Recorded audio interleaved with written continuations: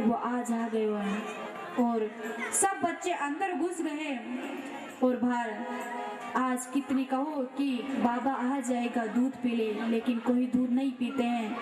कहते हैं तुझे मोबाइल दूंगी दूध पी ले, तो तुरंत दूध पी लेते हैं।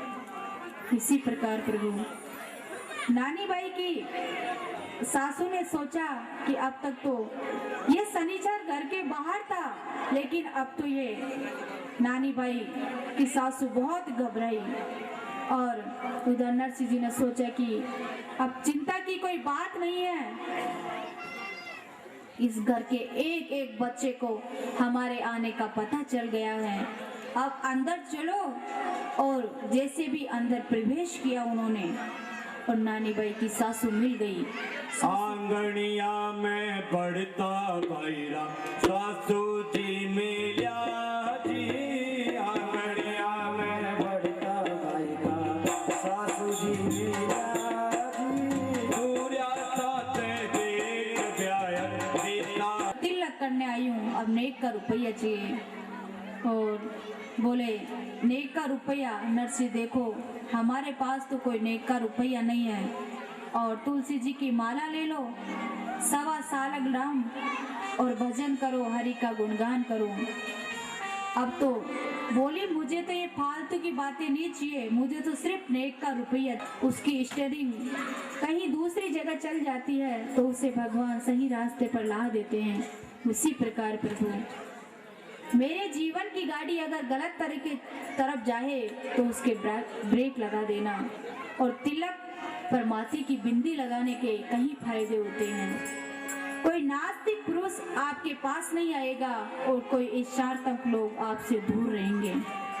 सामने वाला व्यक्ति अगर आपसे भी चालाक भी है तो जैसी प्रभु की इच्छा। अब नानी बाई की सासू ने कहा कि हमें स्नान करना है। नरसिंह जी ने कहा तो बोली थोड़ा पानी ठंडा है गर्म कर दो। तो नरसिंह जी को इतना कहना हुआ, इतने में तो बयान जी तो पहले ही भरी हुई तैयार पड़ी थी, वो तो लड़ने के लिए तैयार थी। कभी कहते हो कि ठंडा कर दो, कभी कहते हो कि गर्म कर दो।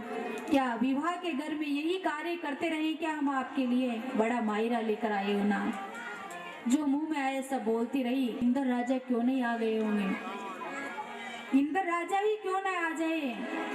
अब भाई उनका तो बयान जी का तो इतना कहना हुआ और पानी लेकर ऐसा वो तो कह रही थी। नरसिंह जी ने सोचा कि लो आज तो बैठे रहो, नहा लिए, बिना नहाए धोए ही बैठे रहो। और सूर्या बोले नरसिंह जी अब क्या करें? बोले भजन करो। और भगवान नरसिंह जी से कहने लगे कि हे सांवरिया, आज तो तूने मुझे ऐसे ही बिना नहाए धोए ही रखेगा क्या? और भगवान की कृपा ऐसी हुई, ऐसी कि एक ही घड़ी में उस समय बारिश का मौसम बन गया और बादल छा गए और आकाश मंडराने लगा, आवाज आने लगी, बरसात शुरू हुई। बरसात भी हुई तो सिर्फ केवल श्री राम जी के घर पर हुई और मेहमान बच्चे सब डर गए, इधर उधर भागने लगे, अंधेरा सा छा गया। शादी के घर में मिठाइयाँ तैरने लगी, पकवान गुलाब जल सब इधर के इधर हो गए। बच्चे डर गए, इधर उधर भागने लगे। पहले शादी के घर में बच्चे इधर उधर भागने लगे और आज देखो बच्चों का। तो प्रभु इंद्र राजा इस बाइक को डालो तो बरसो क्यों न जी, इंद्र राजा बरसो क्यों न जी, इंद्र राजा बरसो क्यों न जी, इंद्र राजा बरसो क्यों न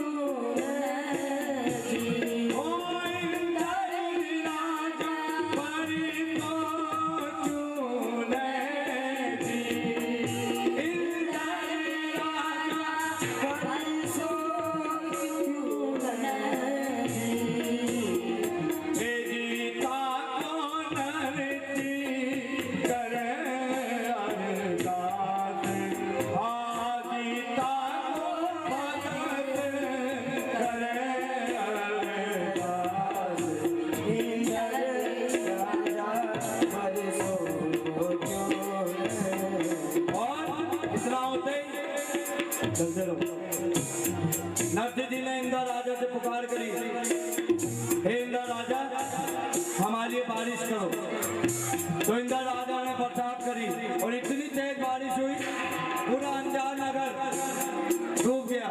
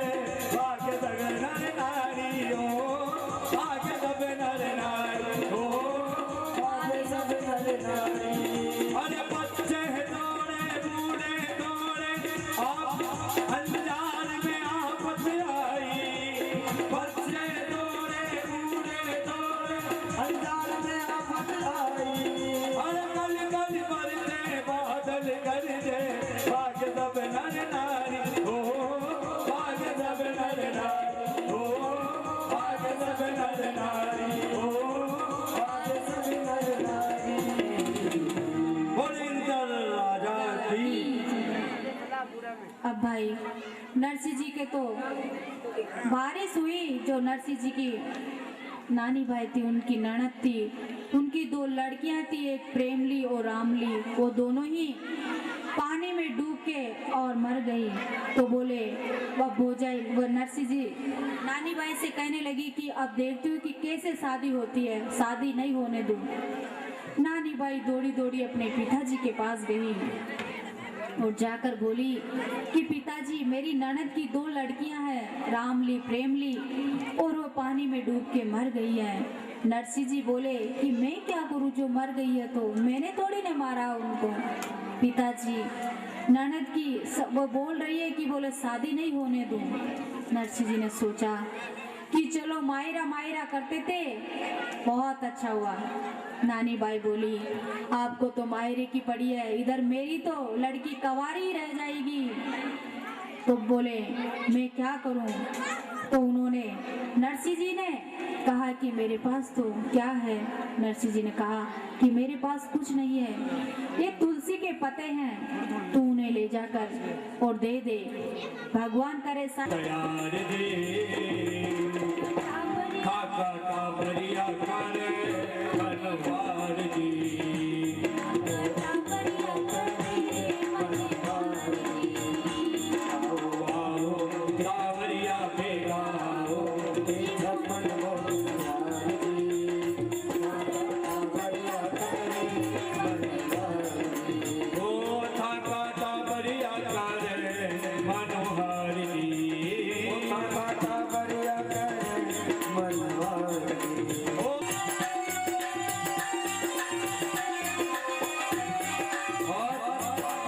देखिए 56 भोग में क्या क्या है।